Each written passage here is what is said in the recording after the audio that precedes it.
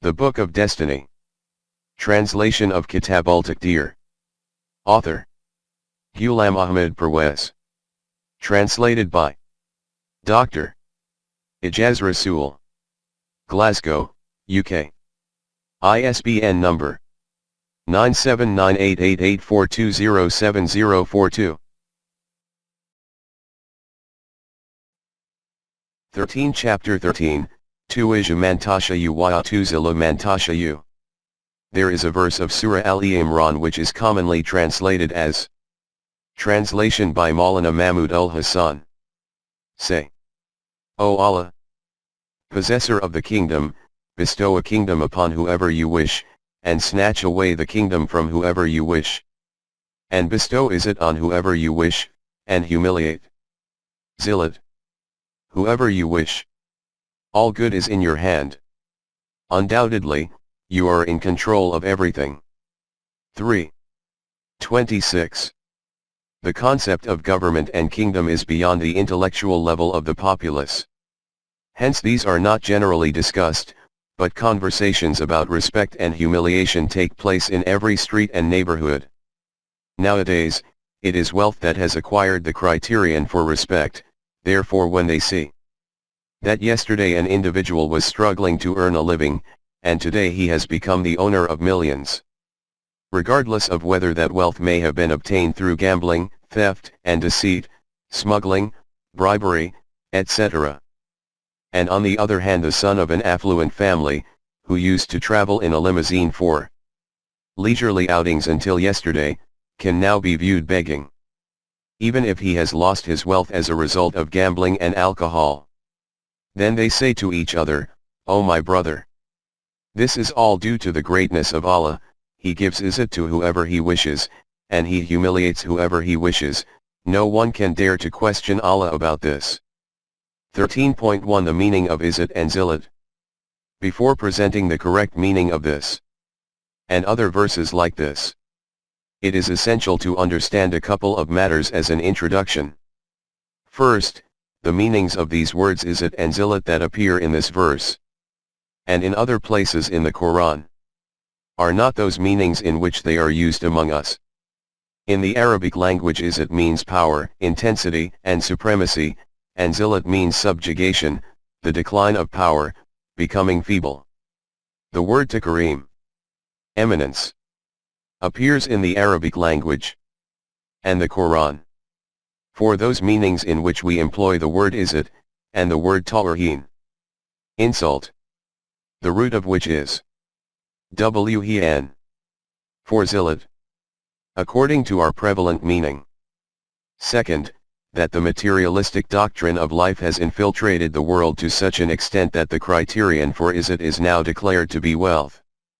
A rich man, no matter what his character may be, is considered highly respectable in society, and everyone views the poor with contempt, even though it was not so long ago that the criterion for Izzat among us used to be good character, not wealth. Third, this meaning which is drawn from this verse that Allah has not defined any procedure and law for government and authority, and respect and eminence, that he bestows government and authority on whoever he wishes, for no reason, and takes it away from whoever he wishes, for no reason. He confers respect on whoever he wishes, for no reason, and humiliates whoever he wishes, for no reason, is refuted by these words by Yatikul Care themselves from this verse, that is that Allah is the fountainhead of good and beauty. The taking away of government and the erasing of Izzat are not good and beautiful, therefore this thing is far from Allah, who is the fountainhead of good and beauty, that he will humiliate and degrade someone for no reason. 13.2 The preconditions for acquiring authority. After this, we now return to the original topic. First, let us consider government and state, control, and authority. In Chapter 6 we have discussed the Taqdeer of nations in detail. From this you will have seen what the eternal laws are for the rise and fall of nations. There is no need to repeat these details. At this point it will be sufficient to describe what the preconditions are according to the Quran to acquire government and authority. These will be called the laws of Mashiach. It is noted in Surah Anbiya, after giving essential commands and directions in the Zabur, or every book of Wahi. This matter was decreed as a fundamental law that only those people will inherit the land, authority and state, who possess the ability for this. This fundamental law contains a far-reaching reality within it for each one of those nations which lives its life under the obedience of our laws. 21. 105 to 106. In other words, the fundamental law of inheritance in the land is that it becomes attained by the Salihin. A particular meaning of Salihin, and from this respect Amali Saleh, has become customary among us, in which there is no need to go into details. When Deen becomes converted into Madhab, then this is what its terminology becomes reduced to. 13.3 What is meant by Salihin? According to the Quran, Salihin are those people who possess the ability for that task which is being referred to, and by Amali Saleh are meant those tasks which develop human potentials. In the matter of government and state, when it is stated that the Salihin will be able to attain it, from this will be meant those people in whom the ability to acquire a state and to establish authority will be present. Two things will be included in this ability. One will be physical ability, that is all those physical characteristics and means on the basis of which a state is acquired. And the second will be those human abilities on the basis of which the government transforms the communal life of human beings into an earthly paradise. It is obvious that the nation which only possesses physical powers and is devoid of humanitarian capacities, its government will be that of Pharaoh, Halakha Khan, or Genghis Khan, or atheistic nations of the modern era. Contrary to this, the nation which does not possess the physical abilities for government and state will simply not be able to acquire this authority. But the nation which possesses the physical abilities, and together with this also has Iman in the divine permanent values, its government will come into existence to fulfill the responsibilities of Allah. This is that government about which it is stated in the Quran that Allah has promised to those who have Iman and do Salih deeds, that He will establish them in the land. 24. 55. Those people who maintain a firm conviction in the truth of the laws of Allah, and after this carry out those tasks which draw out their potentials, we will bestow authority and state on them. This is our promise. Immutable law. The outcome of such a government will be the establishment of the deen of Allah. There will be no kind of fear and grief in it. In this there will be obedience purely to the laws of Allah, not to that of any human being. 24. 55. 13.4 The importance of protection of physical resources. It was also emphasized to these people that following the acquisition of government, this should not happen that you become oblivious regarding the physical means which are required for its strengthening. Never do this. For the security of your borders, whatever sinews of war and cavalry is required, keep these ever ready, so that as a result your threat is maintained in the hearts of your enemies, and the enemies of the deen of Allah, and also of those whom you know not. 8. 60. 13.4.1 The story of Bani Israel. For the elucidation of this reality that ability is a prerequisite for government and state, the Quran has described the story of Bani Israel in detail and with great emphasis. After explaining the various links in this account at different places, it is stated in Surah Al-Qasas that, and we wished to be gracious to those who were being depressed in the land, to make them leaders and make them heirs, to establish a firm place for them in the land. 28. 5-6. Ultimately, we formed the intention to extend ihsan on the nation which had been made extremely weak after being gripped in the chains of slavery and subjugation, to provide them with leadership of their compatriot nations, and by giving them power in the land, make them heirs of government and state. It is stated here that Allah had formed the intention for this. One intention of Allah takes place in the domain of Amr. 36. 82. That He forms the intention and that thing appears in actuality. But His other intention takes place in the domain of Khalq, for the fulfillment of which different stages are required, and it comes into shape through human hands. Therefore, for the accomplishment of this intention of Allah regarding Bani Israel, a detailed program was given to Moses, the basic prerequisite of which was the correct education and training of an enslaved nation like Bani Israel. Moses tried his utmost to implement this, but they did not listen to a single thing he said. They simply would not agree firmly on any one thing. Due to this heedlessness of theirs, Moses used to say to them repeatedly that, said Moses to his people, ask for help from Allah, and be patient. For the earth is Allah's to give in inheritance to such of his servants as per his law, and the end is best for muttaqeen. 7. 128. It is true that Allah has declared that you will acquire government and estate, but this is not obtained just like that. This is obtained according to the law of Mashiat of Allah, according to which the primary condition is that you should create the ability within you for it. And to create this ability it is essential that you remain firm on this program with discipline and perseverance, and have iman in this reality that no matter how many hardships appear on the path, ultimately those people who adhere to the laws of Allah will definitely succeed.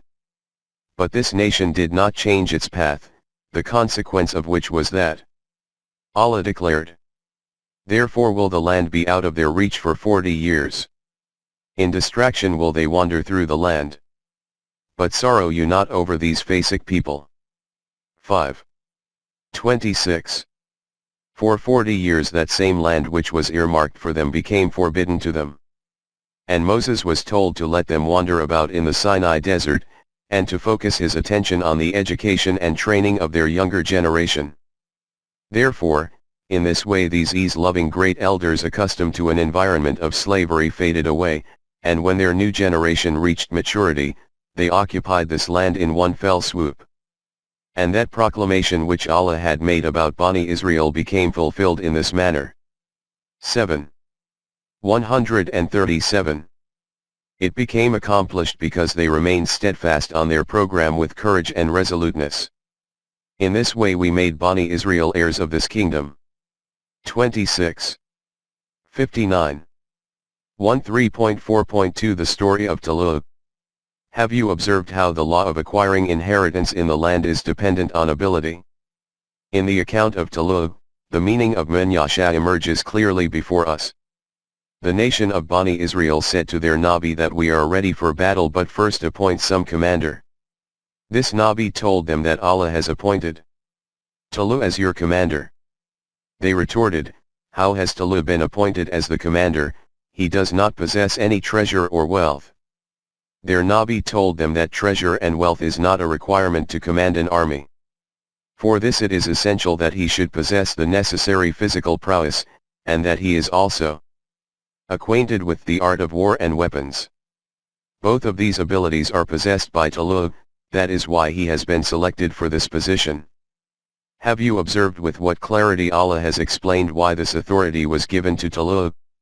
And after this it is stated, authority and control are obtained according to the law of Mashiat of Allah.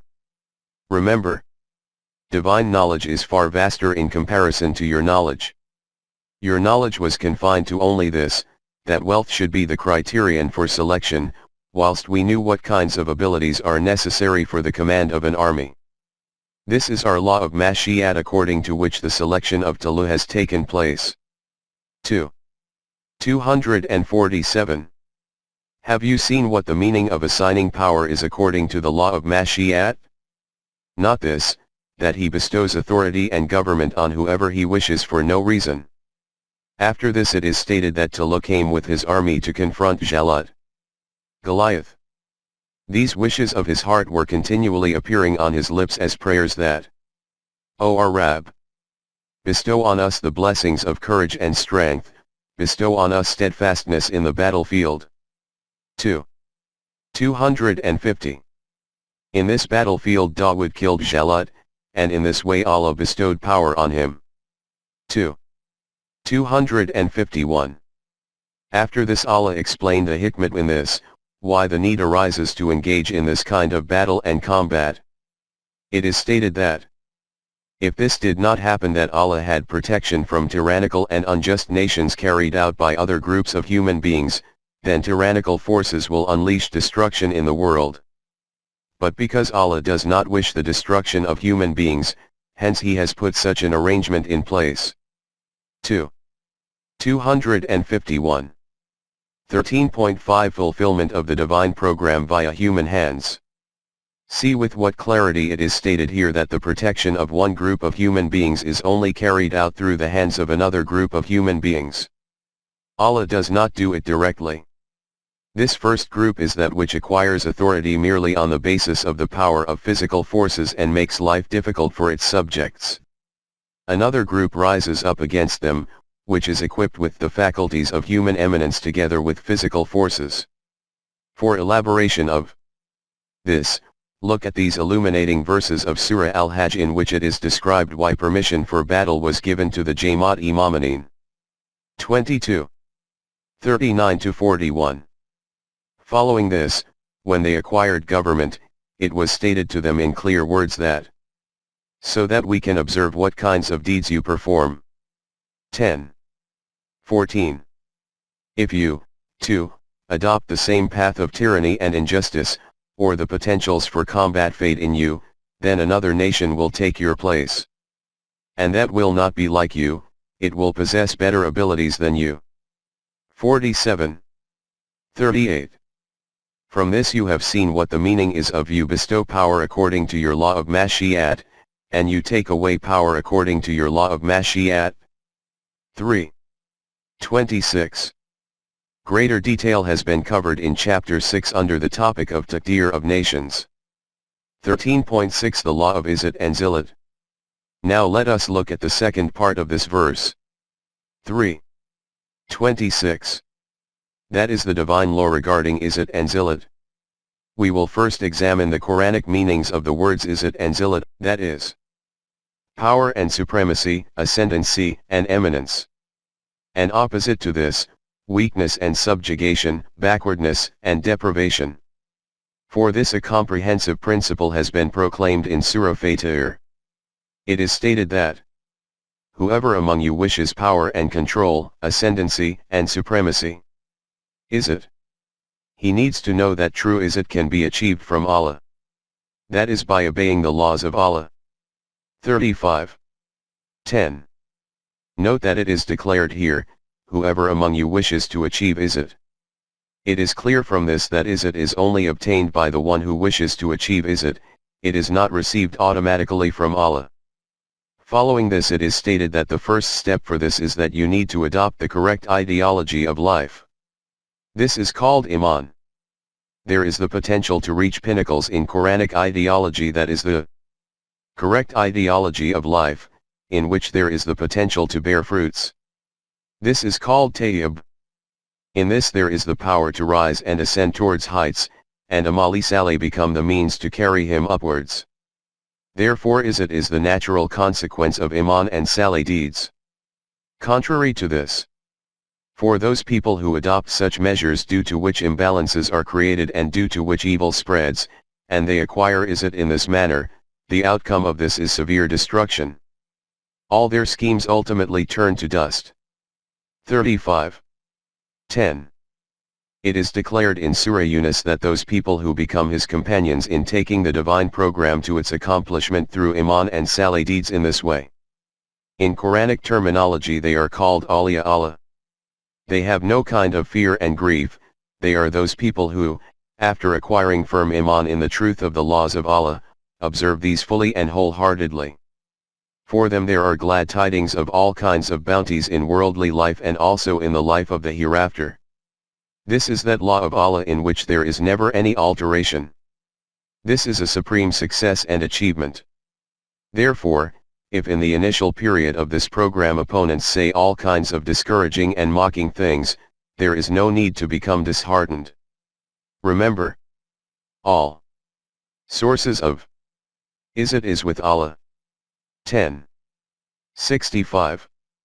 It is stated in Surah An-Nisa that the Munafiqeen collude with the opponents in this divine system. What, do they seek Izzat among them? Say to them that Izzat with all its ascendancy can be achieved through association with the laws of Allah. 4. 139. 13.7 This is a collective effort. But conformity with the laws of Allah is not an individual act. For this it is essential to unite in this collective system which is being shaped through the hands of Rasulullah and his companions to establish these laws practically. This collective system is referred to in Surah Al-Munafiqun. Power, Izzat, belongs to Allah and His Messenger and to the Mu'mineen. 63. 8. Contrary to this, those people who oppose the system to the extent of entering the battlefield should know that they will be humiliated. This is because Allah has decreed that. Allah has written that it is His immutable law that Allah and His messengers will always prevail. This is because He is the possessor of supreme power, omnipotent. 58. 20-21. 13.7.1 Is it through Hasanate? It is stated in Surah Yunus that those people who live life in a balanced way perform those deeds due to which their self and universal humanity is reformed. Its consequence is that their life keeps on becoming beautiful. Even more beautiful than their own balance-creating deeds. Disgrace and zillat will never come near them. 10. 26. 13.7.2 Zillat as a consequence of sayyat, evil-doing. In contrast to them, those people who perform deeds which create imbalances. Those who are defacers of the beauty of the universe. The balance of their own life will keep becoming disrupted to the same degree that is the darkness of humiliation will cast a shadow on their faces. 10. 27. It was this wrong path of life as a consequence of which a nation possessing power and glory like Bani Israel became ensnared in a hell of disgrace and degradation. Shame is pitched over them wherever they are found, and pitched over them is destitution. 2. 61. After this it is made clear that this did not occur by chance, this occurred because they adopted a path of rejection and transgression of the laws of Allah, they violated the limits. 3. 112. 13.8 Is it in the meaning of Takarim? Now let us examine this meaning of Izzat which is prevalent among us, and for which, as has been stated previously, the word Takarim has appeared in the Quran. An opposite to this is the word Tawheen for disrespect and disgrace, whose root is Hwn. The Quran first of all made this fact clear that the criterion for respect is not wealth, race, and tribe, or any other similar kinds of relative standards. Its criterion is purity of character and eminence of conduct, that is, righteous and balanced conduct. It announced that caste, race, families, and tribal specifications are merely for the sake of identification. According to the criterion defined by Allah, the one who is most deserving of respect and possessor of Izzat is the one who is the most righteous in conduct. 49. 13. Elaborating this at another place, it is stated about the devotees of Allah who become eligible for Jannat in return for their deeds, that they are the ones who are deserving of respect and eminence. 37. 42. In Surah Yasin there is mention of that Momin man who raised the voice of haqq with great courage among the crowd of opponents, and declared that I wish my nation knew what blessings Allah has bestowed me with. He has bestowed extreme respect and eminence on me. 36. 27. Contrary to this, it has proclaimed the outcome of the wrong path to be a humiliating and chastising punishment. How this humiliation and chastisement descends is noted in Surah Al-Hajj. Those people who reject and falsify the laws of Allah, they become trapped in a severe chastisement. 22. 57. At another place it is stated that those people who mock the divine laws and ridicule them suffer from a humiliating penalty. 45. 9. In Surah Hamim it is proclaimed as a principle that a humiliating punishment descends in return for your own deeds. 41. 17. 13.8.1 The wrong criterion for respect. At one place the Quran has described a very far-reaching reality in a very refined way. It has already been noted that people attain control and authority on the basis of injustice and tyranny. And then by declaring power and authority, or wealth and status as being the criteria for izzat, become the possessors of izzat and takarim in society. Every individual bows down in greeting to them, from fear of them, and seats them in an elevated place.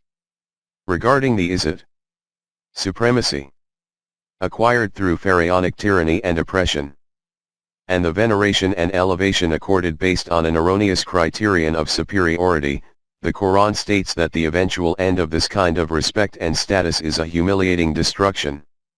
Therefore, to illustrate this abstract reality through a tangible metaphor, the Quran states that this is the kind of individual who will be brought to Jahannam and will be given extremely humiliating and chastening means of food and drink, and it will be announced, "Taste now the outcome of this humiliating and chastening destruction.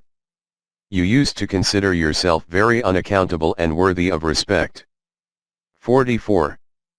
49. 13.8.2 Supremacy with intrinsic seeds of decline. How those claimants of false authority and artificial venerations will be treated in the hell of the hereafter, that is a later issue. What the end is in this world of these kinds of men of government and authority, and claimants of respect and status, we witness this edifying spectacle on a daily basis. Allah has declared this kind of control and authority to be al-izzatu bil-itham.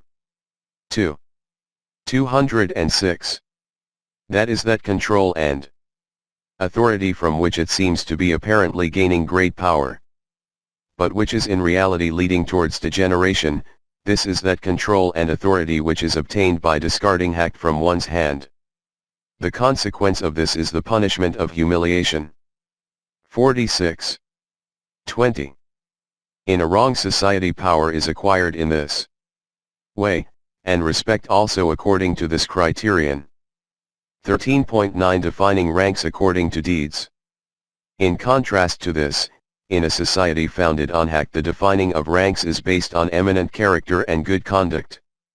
The principle which operates in this is everyone's ranks according to their deeds, full recompense for everyone's actions, no one is treated unjustly. 46. 19.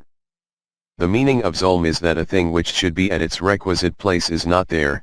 If someone does not obtain that status in society which he deserves based on his personal achievement and eminent character, then this is also zulm, and the individual who obtains that status which he does not deserve, that too is zulm. Zulm does not occur in a Quranic society. Everyone's status of izzat and takarim is defined according to their deeds. In this, every possessor of eminence, fadl, receives his rank according to his degree of eminence. 11. 3. Every possessor of knowledge is bestowed with rank according to his capability. Allah knows the deeds of everyone. 58. 11. He becomes their companion on the basis of their deeds. 6. 127.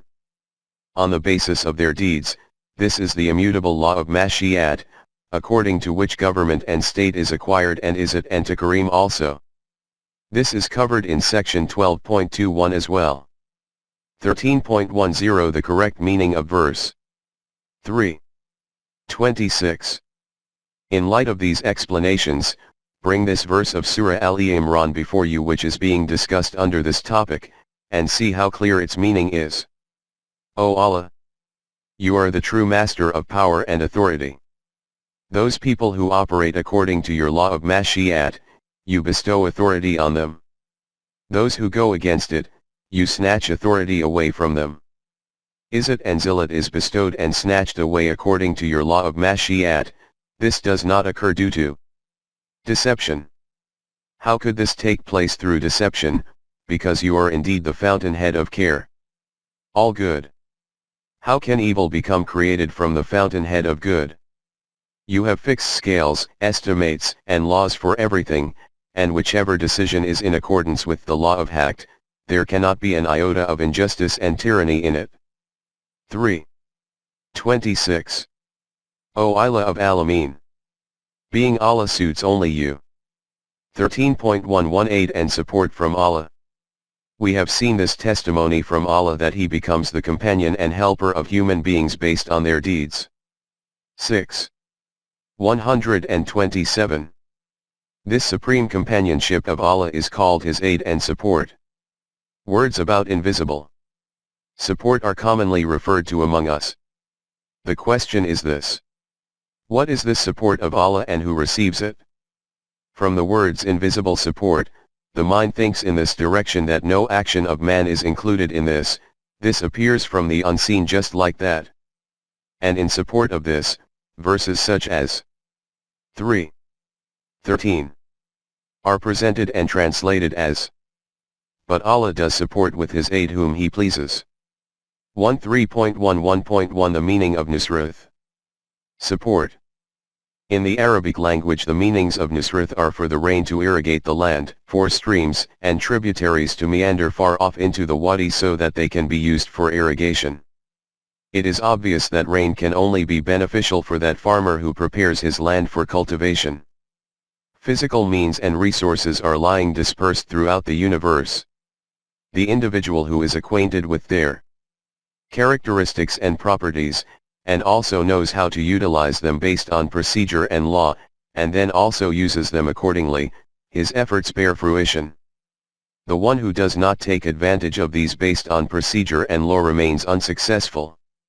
This can be described in other words as obtaining the aid and support of Allah, by making efforts according to the laws of Allah. As an example, an individual rows his boat in the direction of the flow of water in a river, and another goes against the current, the time in which one will traverse 10 miles by going downstream. The one going upstream will perhaps not be able to cover more than a mile, and over and above this, the degree to which his energy will be consumed is obvious. 13.11.2 The one who helps Allah, Allah helps him. Hence, the Jamaat which rises up for the fulfillment of the program of Allah, and works according to the laws defined by Him, their efforts will establish full results. Note in what an eloquent style the Quran has explained this reality. It is proclaimed, O Jamaat Imamaneen!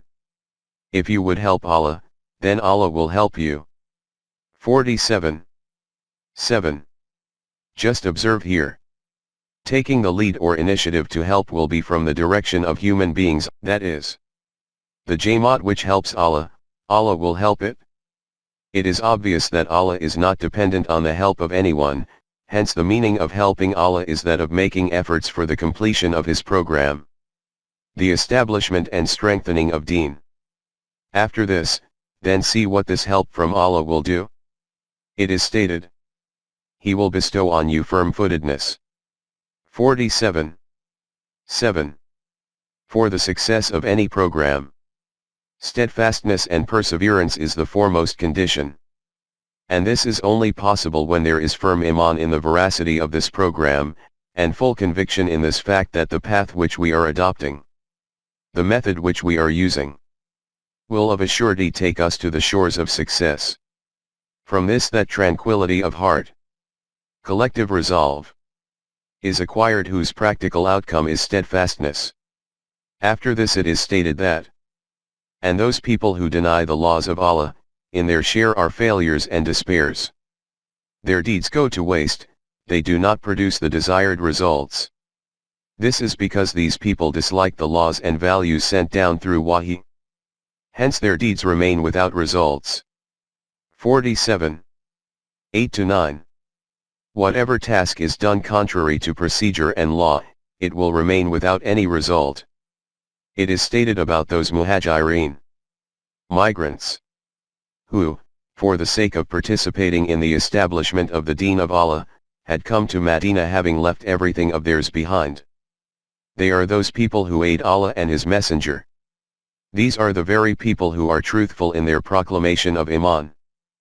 59:8. It is about them that it is declared, certainly, Allah helps the one who helps Allah. 22:40. Which people Allah helps is elucidated further at another place. It is stated, Allah is He who sent His messenger with the code of guidance that is sent with this system of life which is absolutely based on truth. So that this system overcomes all batil systems of the world. Even if this thing is very distasteful to these people who wish to obey the commands of different gods instead of obeying the laws of one Allah.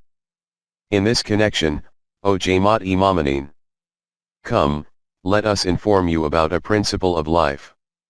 It is obvious that every individual in the world wishes to do such business in which he attains benefit.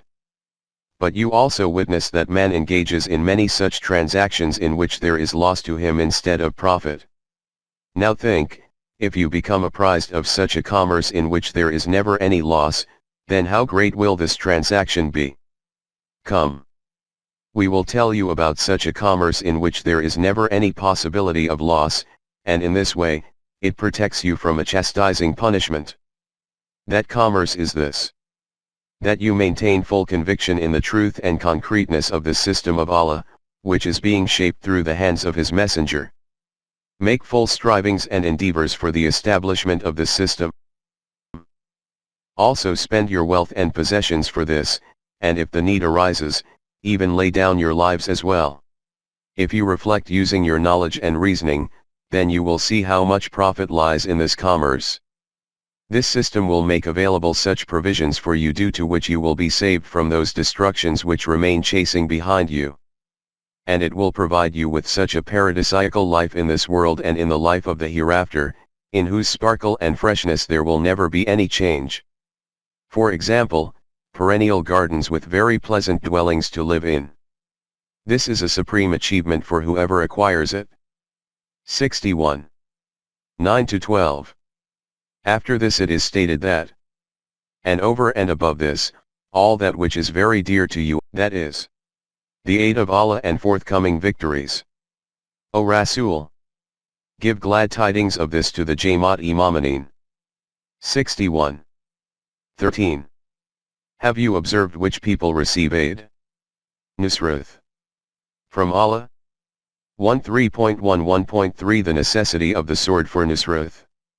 It has already been noted that for the success of any aim, the primary condition is that you need to have firm conviction in the truth of this aim. After this, the second condition is that the required resources and means are made available for the achievement of this aim, and that they are utilized according to procedure and law. See with what clarity the Quran has explained these two conditions. It is stated in Surah Al-Hadid that we sent our messengers with clear laws, that is, sent down divine books with them so that people can live life according to justice and fairness. This is the divine guidance. After this it is stated that together with these directions, we also sent down a sharp-edged sword. This has great hardness and cutting ability, and when it is used according to the laws of Allah, this proves to be of great benefit for mankind. We made all this arrangement for this reason, so that Allah witnesses who among you aids Him and His messengers, bil, Gabe. Unseen. 57. 25. The word unseen here is worthy of deep reflection. In the initial stages of the program of the Deen of Allah there are countless hardships and difficulties. In this it is necessary to persistently toil and strive, and no tangible result appears in front. In this period only he can bear such life-consuming hardships, who, like a farmer, has conviction in this fact that one day this program will produce outstanding results. Only Iman in the unseen outcomes of this program can make man agreeable for such persistent striving and keep him firm-footed. This is called Iman bil Gaib, which is declared at the beginning of the Quran to be the fundamental condition for success. 2. 3. This same Nusrath bil Gaib is mentioned in 57. 25. Similarly, we attach our expectations for unseen help from Allah, and Allah expects unseen aid from us. This is why He has stated, O Jamaat-e-Mu'minin, become helpers of Allah. 61. 14. After this we are informed that Isa said the same thing to his followers, and with what zeal they declared their acquiescence to it.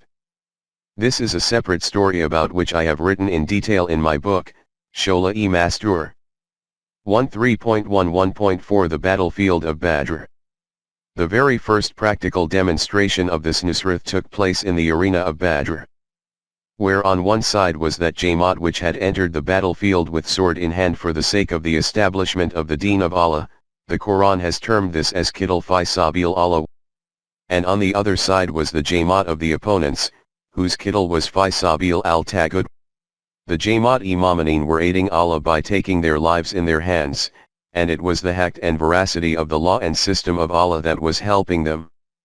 At this point it is stated in 3:13, which can have two meanings, that whoever wishes to seek Allah's help in this way, Man yasha'u, Allah provides him with help, and also that Allah helps in this way according to his law of mashi'at. This help is not just acquired accidentally, it is acquired rationally according to a procedure and code, because it is stated after this that there is the means of instruction. Ibrat. In this for men of vision and those possessing intellect and reasoning. 3:13. Ibrat means to reach a conclusion after examining the causes in the light of facts and evidence. That event which takes place in such a way that nothing can be known about how it came into existence. Such is the concept of unseen support. The question of inviting the use of intellect and reasoning according to knowledge and vision regarding it does not even arise. This was that divine Nusrat about which it was declared that it will become a cause for joy and celebration for the Jamaat Imamanin. 35. 13.11.5 Help via Malaika.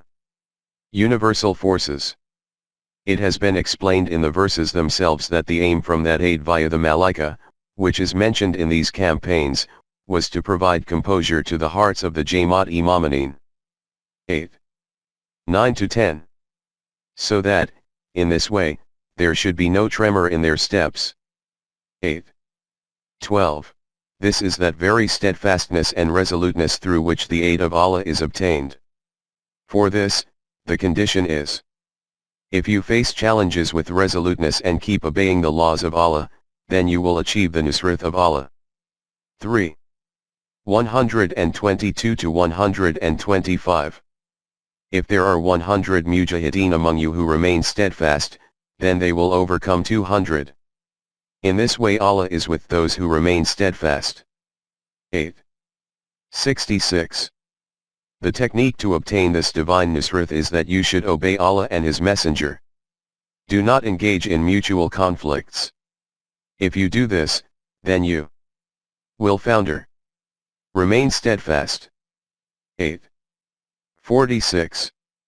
Remember, Allah gives support to those who remain steadfast, and no one can overpower those people who acquire the Nusrat and companionship of Allah like this. When Allah aids you, then no one can overpower you. 3:160. And if He forsakes you, then who can aid you after that? The fundamental condition for this supremacy and Nusrat is this: if you are Mu'minin, then you will remain in authority over all. 3:139. This is that Jamaat which is entitled to the Nusrat of Allah.